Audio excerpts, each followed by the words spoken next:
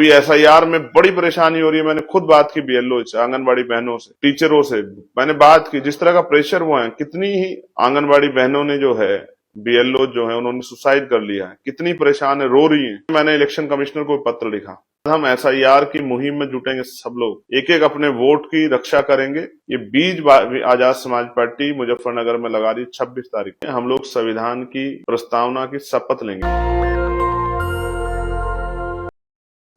तो दो तीन इंपॉर्टेंट बातें जिन पे आपसे आज बात करनी थी, जो आप तक जानी चाहिए, आपको समझनी चाहिए और उसके आधार पे आपको काम करना है। पहली बात यह है कि हम लोग ये 3 मंडल का आयोजन कर रहे हैं। सहारनपुर, मुरादाबाद और मेरठ। और मेरा विश्वास ये कहता है, क्योंकि ये आंदोलन है, ये मिशन है, तो मैं इस बात की गारंटी के साथ कह सकता हूं कि जो लोग इस मिशन को दिल में रखते हैं, मानते हैं, जो लोग इस मिशन के सिपाही हैं, कहते हैं ना कि क्रांति के लिए किसी को बुलावा नहीं भेजा जाता। जिसके मन में क्रांति के बीज होते हैं, वो अपने आप स्वयं उठकर आ जाता है। तो ये जो तीनों मंडल के हमारे कार्यकर्ता नेता हैं, मैं उनको बताना चाहता हूं, मेरे मन में जो चल रहा है वो आपको जानना चाहिए। पिछले कुछ दिनों में देश के अंदर तमाम अलग अलग तरह के आंदोलन चल रहे हैं। हालांकि जो अधिकार दलित पिछड़ों को मिले हैं, उनके खिलाफ तो जिस दिन से मिले उस दिन से ही चल रहे हैं। लेकिन अब तो कहते हैं ना, सीमा पार हो गई है। कुछ लोग कह रहे हैं बाबा साहब अम्बेडकर संविधान निर्माता नहीं। हालांकि मैं उन छोटे छोटे जो इस तरह के ग्रुप्स हैं या इस तरह के लोग, मैं उन पर चर्चा नहीं करना चाहता। लेकिन कहते हैं ना, कोई चीज छोटी नहीं होती। अगर शुरू में उसको ना रोका गया तो उसके परिणाम घातक हो सकते हैं। एक मुहिम चली है। हालांकि मैं स्पष्ट कर दूं कि वो मुहिम, उससे कुछ होने वाला नहीं है। लेकिन वो मुहिम चलाई इसलिए गई है कि बाबा साहब अम्बेडकर को, जो सबसे बड़े राष्ट्र निर्माता भी हैं और राष्ट्र प्रेमी भी हैं, जिनके अंदर राष्ट्रवाद कूट कूट के भरा हुआ था, लेकिन उनके खिलाफ एक षड्यंत्र चल रहा है। और मैं इस समाज में का एक कार्यकर्ता होने के नाते, बहुजन समाज का, इस बात को समझता हूं। और ये सिर्फ बाबा साहब के खिलाफ नहीं, हमारे तमाम जितने भी लीडर्स हुए, उनको एक जाति तक, धर्म तक, एक वर्ग तक सीमित किया गया। ये एक सोचा समझा षड्यंत्र है। हमारा कोई भी महानायक कमजोर वर्गों का कभी पूरे समाज का नायक नहीं बन पाया, पूरे देश का नायक नहीं बन पाया। ये हिस्टोरिकल है। उसमें कितने बड़े बड़े, चाहे वो नेता बहुजन समाज के प्राइम मिनिस्टर क्यों ना बने हो, चाहे उन्होंने देश की क्रांति में बिगुल क्यों ना फूंक दी हो, लेकिन वो राष्ट्र के नायक नहीं बन पाए। कोतवाल धन सिंह गुर्जर हो, उनको राष्ट्र के नायक ना बन जाए, नकारा गया। माता दीन वाल्मीकि हो, वो राष्ट्र के नायक नहीं बन पाए कभी। बड़े बड़े नामों में बाबू जगजीवन राम, चौधरी चरण सिंह जी, ताऊ देवीलाल जी, तमाम जो ये नाम हैं, ये जो राजनीति के भी शिखर पे रहे, लेकिन ये इनको बार बार ठुकराया गया। चाहे वो जननायक कर्पूरी ठाकुर हो, बाबू जगदेव प्रसाद कुशवाहा हो, मामना रामसु वर्मा हो, कि एक जातियों का ठेका दे दिया, एक जातियों के नेता है। ज्यादा से ज्यादा हिम्मत जुटाल तो किसानों के नेता, लेकिन राष्ट्र के नेता प्राइम मिनिस्टर बनने के बाद भी नहीं बन पाए वो। तो इसलिए मैं समझता हूं कि एक मुहिम चलाई जा रही है संविधान को, और इस मुहिम के पीछे का षड्यंत्र बताता हूं। ये लोग बाबा साहब का कुछ नहीं कर सकते हैं, लेकिन जानबूझकर ये मुहिम इसलिए चला रहे हैं कि बाबा साहब की छवि को धूमिल कर सके। और जो बाबा साहब के नाम पे झंडा लेके खड़ा है, अपनी जान की बाजी लगा रहा है, उसके मन में ये भाव पैदा हो, क्योंकि उन्होंने सदियों से यही किया है। उन्होंने भाव पैदा किए हैं हमारे अंदर, निगेटिव भाव पैदा किए हैं, जिनकी वजह से हमें ये लगता है कि भाई हमें जो कुछ मिल रहा है ये दया पे मिल रहा है। सरकारें हमें बहुत कुछ दे रही हैं, सरकार अगर हमें रोटी दे रही है, कपड़ा दे रही है, गेहूं दे रही है, चावल दे रही है, या नौकरी रोजगार दे रही है, तो हमें लगता है, पेंशन दे रही, तो लगता है सरकार हमें दे रही है। तो हमारे मन में भाव रहते हैं कि हमारे हाथ फैले हुए हैं। लेकिन मैं स्पष्ट करना चाहता हूं, भारतीयों के टैक्स से सरकार चलती है। सरकार अपने घर से पैसा नहीं लाती जनता को देने के लिए। इसलिए मैं आपको ये बात बता रहा हूं कि ये जो षड्यंत्र है, तो जो लोग बाबा साहब को प्यार करते हैं वो लोग आए, बाबा साहब के लिए आए, माननीय काशीराम साहब के लिए आए, चौधरी चरण सिंह जी के लिए आए, राष्ट्रपिता ज्योतिबा फूले के लिए आए, छत्रपति साहू जी महाराज के लिए आए, आके और खड़े होके बताएं कि वो अब हम इस संघर्ष को करने के लिए तैयार हैं, बाबा साहब के सपनों को पूरा करने के लिए। मां सावित्रीबाई फूले, मां रमाबाई, मां अहिल्याबाई, महामना राम सुवर्मा, इनके सपनों को, महापुरुषों के सपनों को पूरा करने के लिए इनके इनके लिए आए, इनके आंदोलन को आगे बढ़ाने के लिए आए। इसलिए मैंने आपसे अपील की कि आप आए। और बड़ा सवाल यह है कि जो लोग नहीं आ पा रहे हैं, हालांकि मैं स्पष्ट कर दूं कि अभी तो 3 मंडल का कार्यक्रम है। इसके बाद जब अगले, ये तो पहला कार्यक्रम, ये पहला चरण है। मैं संविधान विरोधियों की बात बताना चाहता हूं कि वो कमर कस लें, कमर की पेटी बांध लें, क्योंकि जिस तरह आप संविधान को कमजोर करने के लिए, हमारे अधिकारों को, चाहे वो आरक्षण हो, चाहे वो नौकरी रोजगार हो, उनको खत्म करने के लिए जिस तरह से आप षड्यंत्र कर रहे हैं, तो संविधान को प्रोटेक्शन करने के लिए, संविधान की को लागू कराने के लिए हमने कमर कस ली है। तो मैं संविधान विरोधियों को चैलेंज करके कह रहा हूं कि वो भी कमर कस लें, कमर की पेटी को बांध लें, क्योंकि ये तो पहला चरण है, ये तो शुरुआत है। ये तो समझिए जैसे किसान अपने खेत में बीज लगाता है ना, ये तो बीज लगा रहा हूं। भीम आर्मी आजाद समाज पार्टी के आशीर्वाद सहयोग से ये बीज आजाद समाज पार्टी मुजफ्फरनगर में लगा रही 26 तारीख को। लेकिन असल जो है वो आने वाले दिनों में, जनवरी में, फरवरी में, मार्च में, अप्रैल में, पूरे 2026 देखने को मिलेगा आपको। ये तो इस मुहिम की शुरुआत है। तो ये 3 मंडल के लोग तो आ रहे हैं, लेकिन जो लोग नहीं आ रहे हैं, अब ये था कि उनको कैसे कनेक्ट किया जाए। तो हम लोगों ने एक कार्यक्रम बनाया है कि उत्तर प्रदेश के बाकी जिलों के लोग अपने अपने जिला मुख्यालय पे या किसी गांव में कहीं भी एकजुट होकर, और क्योंकि ये सोशल मीडिया का युग है, तो वो हमारे साथ उस रैली स्थल से लाइव के माध्यम से जुड़ सकते हैं। क्योंकि हम कोशिश करेंगे इसी पेज पे या भीम आर्मी के पेज पे हम उस पूरी रैली को जो है वो लाइव प्रसारण करेंगे, जो आप उस रैली को देख सको, समझ सको कार्यक्रम कैसे होते हैं और कैसे जो है अपनी रैली को सफल बनाया जाता है, और किस तरह से जो है क्या क्या बात वहां रैली में कही गई, इस बात की जानकारी आप तक पहुंचे। क्योंकि मीडिया तो पता नहीं क्या पहुंचा देगा, कौन सा हिस्सा दिखाएगा, वही दिखाएगा जो उसको दिखाना है। लेकिन असल क्या क्या बातें कही गई और उत्तर प्रदेश में क्या क्या करना है, देश भर में क्या क्या करना है, ये बात आपको पता लगेगी उस रैली को लाइव देखने से। तो 3 बजे हम लोगों ने तय किया है कि 3 बजे हम लोग संविधान की प्रस्तावना की शपथ लेंगे। और ये हमारा रैली, महारैली का कार्यक्रम जो है वो तो है, लेकिन जो एक और मुहिम हम लोग चला रहे हैं, 50 लाख संविधान प्रेमियों को एक साथ, ये पूरे भारत में पहली बार हो रहा है कि 50 लाख संविधान प्रेमी, संविधान को मानने वाले लोग इस मुहिम से जुड़ेंगे, संविधान की रक्षा सुरक्षा की और संविधान को लागू कराने की। 50 लाख लोग इस मुहिम से जुड़ेंगे 3 बजे, जो संविधान की प्रस्तावना की शपथ ली जाएगी।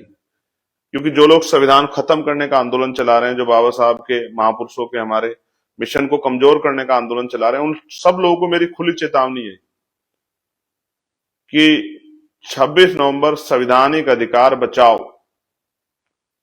भाईचारा बनाओ, जो ये सम्मेलन है, ये एक शुरुआत भीम आर्मी के लोगों ने संघर्ष करके, भीम आर्मी के साथियों ने, आजाद समाज पार्टी के साथियों ने जमीन पे क्या तैयार किया है और जमीन के क्या भाव हैं, इसका आइडिया आपको इस कार्यक्रम के बाद होगा। इसलिए मैंने आपसे अपील की थी कि भाई ना बस देने को है, ना खाना देने को है, ना कोई और साधन देने को, तो अपने अपने साधनों से खुद ही आना, खाना खा के आना, भूख लगे तो साथ लेके आना, क्योंकि कमजोरों का दल है, वोटों वालों का दल है, नोटों वालों का दल नहीं है। इसलिए कह रहा हूं, और इसलिए पिछली बार आपको कहा था काशीराम साहब की वो लाइन कि भीख मांगना बंद करो, सत्ता का प्रबंध करो, राजकाज होगा तो अवसर बनेंगे, पॉलिसियां बनेंगी, अच्छे स्कूल, अच्छे कॉलेज, अच्छी यूनिवर्सिटियां, अच्छे उद्योग धंधे लग के रोजगार के साधन, किसानों को उनकी फसलों के दाम,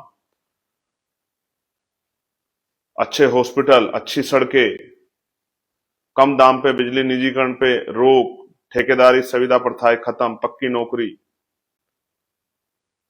और तमाम तरह से सरकारी ठेकों में रिप्रेजेंटेशन, ये सब चीजें ये तभी आएंगी जब राजकाज बनेगा।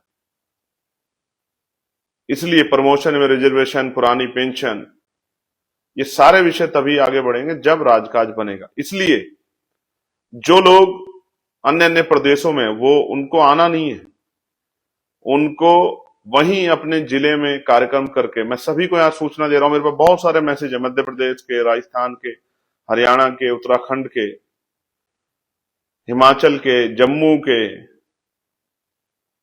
छत्तीसगढ़ के, झारखंड के, उड़ीसा के, बिहार के, दिल्ली के साथियों के, तमाम जिन स्टेट में हमारा संगठन है,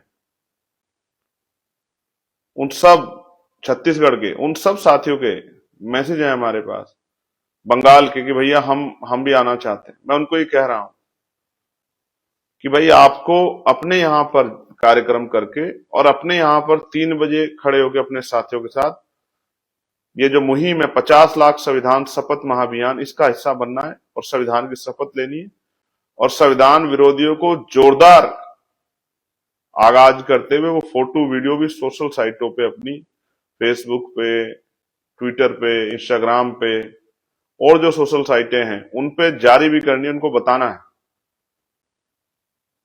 कि भीम आर्मी आजाद समाज पार्टी ने 2022 के बाद और 2014 से अब तक कितनी तैयारी की है संविधान की रक्षा सुरक्षा करने की और संविधान को लागू कराने की। आप ये समझिए कि बहुत सारी बातें उस तरह से इंटरव्यू में नहीं कही जा सकती, लेकिन यहां ये मेरा मंच है, आजाद समाज पार्टी भीम आर्मी का मंच है, हमारा प्लेटफॉर्म, इस पे हम अपनी सारी बात अपने लोगों से रख सकते हैं। तो इसको भी रोकने के लिए 12 मिनट लगी इसको शुरू करने में। इस तरह के जो है हथकंडे, साजिशें तमाम, और मैं फिर आपसे कह रहा हूं पूरा फोकस आपका इन 3 मंडल के कार्यकर्ता का पूरा अपने कार्यक्रम पे होना चाहिए, पूरा फोकस। और मेरा विश्वास है, मैं अपने भाइयों को जानता हूं, उन्होंने हमेशा मेरा हाथ पकड़ के मुझे ताकत दी है, मेरी एक आवाज पे पहरा दिया है। इस बार वो 26 नवंबर को संविधान दिवस के दिन, ये दिन भी इसलिए चुना है कि संविधान विरोधियों को भी संदेश देना है कि भाई देश सबका है, सांप्रदायिक ताकतों को भी जवाब देना है, कमजोरों के अधिकारों के प्रति जो ताकतें तैयार हो रही है उनको भी जवाब देना है, सबको बताना है कि हम लोग मैदान में हैं और हमारी तैयारी अब उत्तर प्रदेश में आजाद समाज पार्टी की सरकार बनाने की, जिससे आज उत्तर प्रदेश के युवाओं को रोजगार मिल सके, उत्तर प्रदेश के बच्चों को, अभ्यर्थियों को पढ़ने के लिए अच्छे स्कूल, कॉलेज, यूनिवर्सिटियां मिल सके, उत्तर प्रदेश की जनता को अच्छे इलाज के लिए अच्छे अस्पताल मिल सके, कम पैसों में उनके बजट के अंदर उनका इलाज हो और जो महंगाई है उनसे उनको निजात मिले, किसानों की समस्या का हल हो, और तमाम तरह के नए अवसर पैदा हो, प्रदेश ऊंचाइयों को छुए और गुंडा राज खत्म, प्रमोशन रिजर्वेशन लागू हो एससी एसटी ओबीसी के लिए, तमाम जो है धार्मिक आजादी जो संविधान ने दिया आर्टिकल 25-26 में, उसके अवसर जो है अपने धर्म को मानने के सबको मिले, चाहे वो मुसलमान हो, चाहे वो सिख हो, चाहे वो जैन हो, चाहे वो बुद्धिस्ट हो, चाहे वो क्रिश्चियन हो, चाहे और जो है अन्य धर्म के लोग हो, तमाम, चाहे वो हिंदू, जो सबके लिए, सबको अपने अपने धर्म की आजादी मिले और विज्ञानवादी सोच डेवलप हो और उत्तर प्रदेश विकास के रास्ते पर आगे बढ़े, अपराध खत्म हो। इन सब चीजों, चाहे पुलिस के भाइयों की समस्या हो जिसको मैं लगातार उठाता हूं, चाहे होमगार्ड भाइयों की, आशा आंगनबाड़ी बहनों की, भोजन माताओं की, ग्राम पंचायत रोजगार सेवक जो हैं, अभी एसआईआर में बड़ी परेशानी हो रही है। मैंने खुद बात की बीएलओ से, आंगनबाड़ी बहनों से, टीचरों से मैंने बात की, जिस तरह का प्रेशर वो है, कितनी ही आंगनबाड़ी बहनों ने जो है, बीएलओ जो है, उन्होंने सुसाइड कर लिया है, कितनी परेशान है, रो रही है, नौकरी छोड़ने की बात कर रही है, तमाम तरह की पीड़ा में है, क्योंकि अचानक से उनके ऊपर थोप दिया गया है और रात को उनको जो है, जो टारगेट दिया उसको पूरा करने में उनको जो है रात के 12-1 बज जा रहे हैं, अपने परिवार का, अपने छोटे छोटे बच्चों का ख्याल नहीं रख पा रही। इसलिए मैंने इलेक्शन कमिश्नर को पत्र लिखा और 26 तारीख के बाद हम एसआईआर की मुहिम में जुटेंगे। सब लोग एक एक अपने वोट की रक्षा करेंगे। अभी भी हमारी टीमें काम कर रही हैं उन 3 जिलों मंडलों से अलग, लेकिन बाकी जिन महत्वपूर्ण जो बूथ वोट रक्षक लगाए वो लोग भी इन तीनों मंडलों में काम कर रहे हैं, बाकी लोग तो कर रहे हैं, लेकिन फिर एक युद्ध स्तर पे 4 तारीख से पहले हम लोग डट के एक एक वोट को अपनी उसकी रक्षा करने का काम करेंगे, क्योंकि जब वोट रहेगी और वोट के आधार पर लोकतंत्र में शक्ति का निर्माण होगा, तभी बदलाव होगा। तो मैं आज आपको सिर्फ ये बताना चाह रहा था कि 26 नवंबर का जो दिन है वो ऐतिहासिक है, क्योंकि संविधान का निर्माण हुआ था और 26 नवंबर संविधान की रक्षा के लिए 50 लाख संविधान शपथ महाअभियान की शुरुआत, और इसका ये पहला चरण। उसके बाद आगे आगे देखिए होता है क्या। अभी तो कुछ लोगों को ये भी वो है घमंड के, बहुत बड़े राजनीतिक लोग हैं हमारे, बहुत बड़ी संस्थाएं, हमने तमाम लोगों को कैप्चर कर लिया है। अभी तो हम लोग मैदान में आए हैं सर, अभी तो आगे आगे देखिए होता है क्या, अभी तो शुरुआत हुई। तो पुनः मैं आपका धन्यवाद करता हूं। और जो हमारे प्रदेश अध्यक्ष हैं, जिलों के अध्यक्ष हैं, उत्तर प्रदेश का लेटर तो जारी हो गया है, लेकिन बाकी जो प्रदेश है जहां जहां से लगातार हुआ, इसलिए ये लाइव बनाना पड़ा कि भाई आपको सूचना मिल जाए। आप सब लोग जो हैं अपने अपने जिलों में कार्यक्रम करके, अपने अपने क्षेत्रों में कार्यक्रम, अपने प्रदेशों में कार्यक्रम करके 3 बजे, मेरा पूरा प्रयास रहेगा 2:50 से और 3:10 के अंदर इस संविधान की शपथ को हम लोग कराएंगे।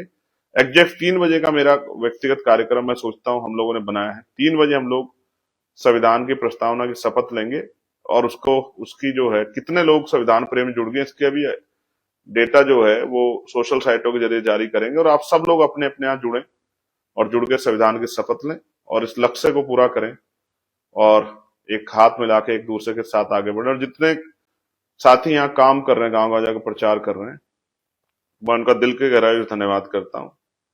मैं ये मानता भी और जानता हूं कि पार्टी का कार्यकर्ता ही पार्टी की रीढ़ होता है। मैं तो आपका सबसे छोटा कार्यकर्ता हूं और जितने हमारे बड़े कार्यकर्ता मेहनत जाके कर रहे हैं, मैं उन सबका धन्यवाद देता हूं। मगर मैं उनको बताना चाहता हूं कि आज की आपकी मेहनत कल महापुरुषों के सपने को पूरा करने में बहुत बड़ा योगदान देगी, ऐसा मेरा विश्वास है। मैं आपका भाई एडवोकेट चंद्रशेखर आजाद। मिलते हैं 26 नवंबर, संवैधानिक अधिकार बचाओ भाईचारा बनाओ महासम्मेलन, जीआईसी ग्राउंड मुजफ्फरनगर। धन्यवाद। जय भीम, जय भारत, जय संविधान, जय मंडल, जय जोहार, जय जवान, जय किसान, जय विज्ञान। मुलाकात होगी और आपका इंतजार रहेगा और उम्मीद है कि ऐतिहासिक होगी महासम्मेलन और आपकी मेहनत जो है वो कामयाब होगी। धन्यवाद। आप सबके लिए मंगल कामना। दस्तक की आपसे गुजारिश है कि अगर इसको बचाना चाहते हैं तो नेशनल दस्तक को सब्सक्राइब करने के लिए रेड कलर के सब्सक्राइब बटन को दबाएं, फिर बेल आइकन की घंटी दबाएं। नेशनल दस्तक को बचाने के लिए बहुत जरूरी है कि हर खबर को शेयर करें, लाइक करें, कमेंट जरूर करें।